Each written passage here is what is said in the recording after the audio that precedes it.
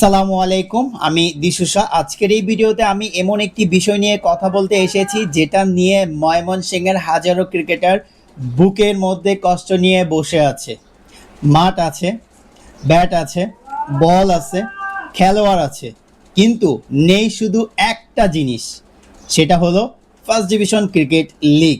Mymensingh first division cricket league বন্ধ প্রায় 4 বছর ধরে। 4 বছর! একটু চিন্তা করুন, 4 বছরে একটা ছেলে কতটা বড় হয়ে যায়, কতটা সময় নষ্ট হয়। যে ছেলেটা স্বপ্ন দেখেছিল Mymensingh first division cricket league খেলবে, সে আজও মাঠের পাশে দাঁড়িয়ে অপেক্ষা করছে। সে ফার্স্ট ডিভিশন খেলার স্বপ্ন দেখছে, তবে ফার্স্ট ডিভিশনটা আসলে কবে মাঠে গড়াবে সে নিজেও জানে না। কিন্তু স্বপ্ন দেখতে তো আর মানা নাই, স্বপ্ন সে দেখেই যাচ্ছে, হয়তো বা কোনো একদিন বাস্তবে রূপ নিবে তার এই স্বপ্ন। তবে একটা জিনিস কি, এই বছর কিন্তু গুঞ্জন উঠেছিল যে Mymensingh first division cricket league হবে। এই গুঞ্জনটা শুনে ক্রিকেটাররা খুশি হয়েছিল, ক্রিকেটাররা অনুশীলন শুরু করে দিয়েছিল, ক্রিকেটাররা স্বপ্ন দেখতেছিল।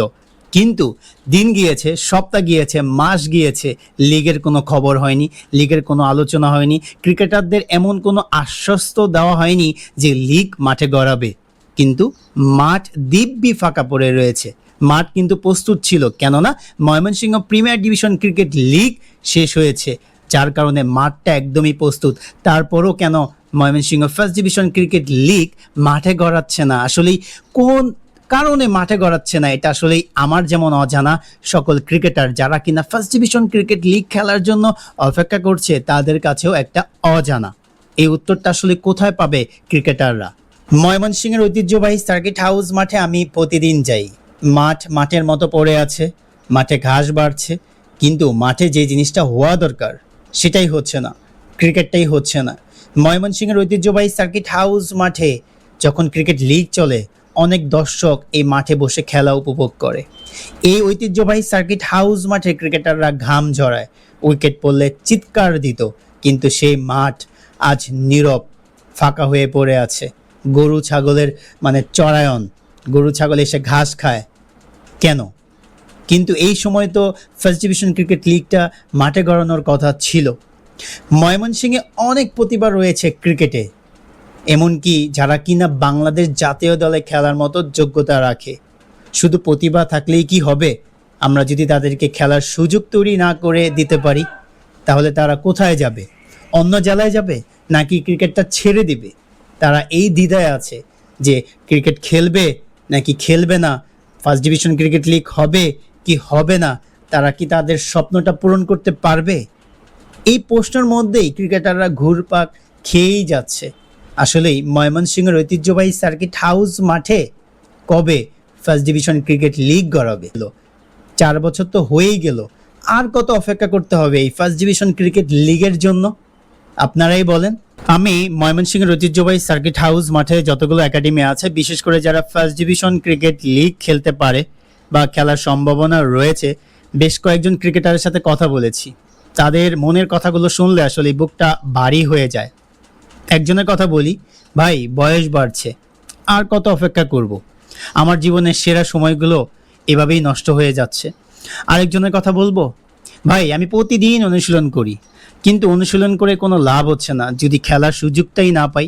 আরেকজন ক্রিকেটারের গল্প বলি, দিশু ভাই আমার বাসা ময়মনসিংহ থেকে অনেক দূরে, আমি ময়মনসিংহে থাকি শুধুমাত্র ক্রিকেট খেলার জন্য। একটা ম্যাচে থাকি, ম্যাচের জীবন যে কতটা কষ্টসাধ্য সেই বলতে পারবে যে ম্যাচে থাকে।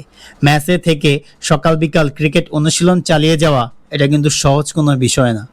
তারপরে সে অনুশীলন চালিয়ে যাচ্ছে, ময়মনসিংহে লিগ খেলবে, ক্রিকেট শিখবে, ক্রিকেটকে ভালোবাসবে, ক্রিকেট নিয়ে স্বপ্ন দেখে, যার কারণে সে ক্রিকেটটা খেলছে। কিন্তু আমাদের যে যারা নীতি নির্ধারক রয়েছেন, তারা কি আসলে এই বিষয়গুলো জানেন?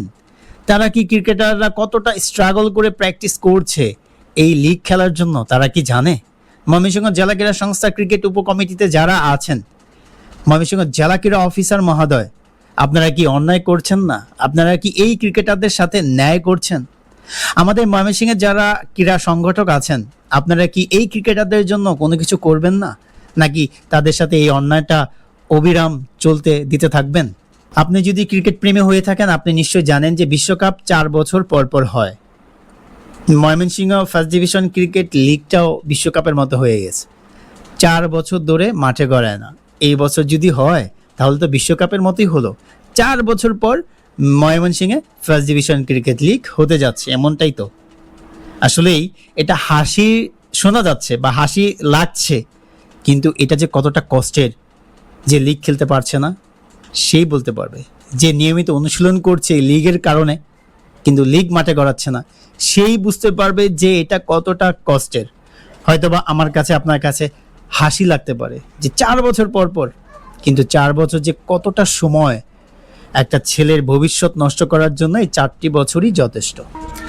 এখন আমাকে বলতেই হয় যে ময়মনসিংহের ক্রিকেটাররা বিশ্বকাপের মতো অপেক্ষা করছে যে ফার্স্ট ডিভিশন ক্রিকেট লিগ কবে ময়মনসিংহের ঐতিহ্যবাহী সার্কিট হাউস মাঠে গড়াবে, তারা বিশ্বকাপ খেলবে।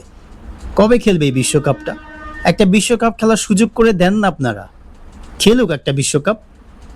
আমি আজকের এই ভিডিওর মাধ্যমে আমাদের ময়মনসিংহ জেলা ক্রীড়া সংস্থার যারা ক্রিকেট উপকমিটিতে আছেন এবং ময়মনসিংহ জেলা ক্রীড়া অফিসার মহোদয়ের কাছে একটাই অনুরোধ করব, আপনারা ফার্স্ট ডিভিশন ক্রিকেট লিগটা চালু করুন।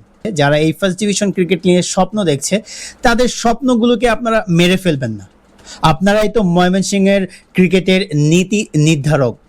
আপনারাই যদি এগিয়ে না আসেন তাহলে এই ছেলেগুলোর স্বপ্ন মরে যাবে। আর শুধু এই ছেলেগুলোর স্বপ্নই কিন্তু মরে যাবে না, সেই সাথে আপনারা আরেকটা প্রজন্মের স্বপ্নকে মেরে ফেলবেন। আর যারা ক্রীড়া সংগঠক আছেন আপনাদের কাছেও একটা অনুরোধ, আপনারা সবাই মিলে একটা উদ্যোগ নেন, কথায় না কাজে একটা উদ্যোগ নেন, কাজ করুন। অনেকে অনেক কথা বলে যে হ্যাঁ লিগ নিয়ে কথা চলছে, লিগ হবে, আর না, আর কত, 4 বছর হয়ে গিয়েছে ক্রিকেটাররা অপেক্ষা করছে, অনেক হয়েছে। আপনারা যারা ক্রীড়া সংগঠক আছেন এবার কথায় না প্রমাণ করে কাজে প্রমাণ করুন যে আপনারা একটা উদ্যোগ নিয়েছেন, আপনারা ক্রিকেটারের পাশে রয়েছেন। আসলে একটা জেলার ক্রিকেট যখন থমকে যায়, ক্রিকেট যখন বন্ধ হয়ে যায়, শুধু ওই জেলার ক্রিকেটটাই নষ্ট হয় না, এই জেলার যে প্রজন্ম ক্রিকেটার রয়েছে তারাও কিন্তু থমকে যায়। তারা কিন্তু আসলে ক্রিকেট নিয়ে স্বপ্ন দেখবে না, ক্রিকেট খেলতে চাইবে না। এখনকার গার্ডিয়ানরা কিন্তু অনেক সচেতন।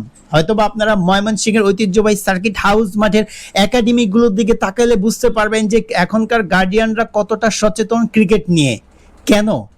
ময়মনসিংহ জেলা ক্রীড়া সংস্থার তো দায়িত্ব ময়মনসিংহের ক্রিকেটকে উন্নতির পথ দেখানো। আমাদের ময়মনসিংহ জেলা ক্রীড়া সংস্থার এবং ময়মনসিংহ জেলা ক্রীড়া অফিসার মহোদয়ের তো দায়িত্ব ময়মনসিংহের ক্রিকেটটাকে উন্নতির পথ দেখানো। উন্নতির পথ আপনারা কিভাবে দেখাতে পারবেন? একাডেমিগুলো তাকালে দেখেন আজকে ক্ষুদে ক্রিকেটার নাই, এই ক্ষুদে ক্রিকেটাররাই তো ভবিষ্যৎ আগামীর। কিন্তু এই ক্ষুদে ক্রিকেটাররা কিভাবে মাঠে আসবে? ময়মনসিংহ জেলা ক্রীড়া সংস্থা, ময়মনসিংহ জেলা ক্রীড়া মহোদয় আপনারা যদি উদ্যোগ না নেন তাহলে তো সামনের দিনগুলোতে আরো কঠিন থেকে কঠিনতম হয়ে যাবে ময়মনসিংহের ক্রিকেট। ময়মনসিংহ জেলা ক্রীড়া সংস্থার ক্রিকেট উপকমিটিতে যারাই আছেন এবং ময়মনসিংহ জেলা ক্রীড়া অফিসার মহোদয়, সেই সাথে ময়মনসিংহের যারাই ক্রীড়া সংগঠক আছেন, আপনাদের দায়িত্ব হচ্ছে মাঠে খেলা গড়ানো। আর ক্রিকেটারদের দায়িত্ব হচ্ছে মাঠে খেলা, মাঠে পারফর্ম করা। আপনারা শুধু মাঠে খেলার সুযোগ তৈরি করে দেন, মাঠে ক্রিকেটাররা পারফর্ম করবে। এটাই হচ্ছে ক্রিকেটার এবং ক্রিকেট কমিটি বা সংগঠকদের কাজ। আপনারা এই সুযোগটুকু করে দেন আমাদের ক্রিকেটারদের জন্য, আমাদের স্বপ্নবাজ ক্রিকেটারদের জন্য, যারা কিনা 4 বছর ধরে অপেক্ষা করছে এই ফার্স্ট ডিভিশন ক্রিকেট লিগ খেলার জন্য। আর তাদেরকে অপেক্ষা করাবেন না, তাদের সময় আর নষ্ট করবেন না। আপনারা কিন্তু অন্যায় করছেন প্রকৃত অর্থে। এটা হয়তোবা আমি বলছি আন্তরিকভাবে দুঃখিত, এভাবে বলা আসলে আমার সাজে না, যদিও আমি খুব ছোট একজন মানুষ। এই ভিডিওর একদম শেষ প্রান্তে চলে এসেছি। এই ভিডিওতে আমি আসলে কি বলতে চেয়েছি ইতিমধ্যে আপনারা সবকিছু বুঝে গিয়েছেন। এই ভিডিওটা যদি ভালো লেগে থাকে তাহলে অবশ্যই লাইক করবেন, কমেন্ট করবেন আপনার মতে কি ময়মনসিংহ ফার্স্ট ডিভিশন ক্রিকেট লিগটা হওয়া জরুরি না। আর এই ভিডিওটা আমি বলবো, আপনি যদি ক্রিকেট প্রেমী হয়ে থাকেন অথবা ক্রিকেটার হয়ে থাকেন, আপনি বেশি শেয়ার করুন। বেশি শেয়ার করলে বেশি মানুষ জানতে পারবে, ময়মনসিংহ জেলা ক্রীড়া সংস্থার ক্রিকেট উপকমিটি মানুষজন জানতে পারবে, তাদের উপর একটা চাপ তৈরি হবে। হয়তোবা এই চাপের কারণে হয়তোবা লিগটা মাঠে গড়াতে পারে। আমি অনুরোধ করব এই ভিডিওটা যত সম্ভব শেয়ার করা যায়, যত সম্ভব। আর আমি দিশুশা, আপনাদের সাথে আবার পরবর্তী ভিডিওতে দেখা হচ্ছে ইনশাআল্লাহ। গুরুত্বপূর্ণ কোনো ভিডিও নিয়ে আমি আসবো আপনাদের মাঝে। আবার দেখা হচ্ছে নেক্সট ব্লগে। বাই দ্য ওয়ে, চ্যানেলটা যদি এখনো সাবস্ক্রাইব না করে থাকেন দ্রুত সাবস্ক্রাইব করুন। Bye bye.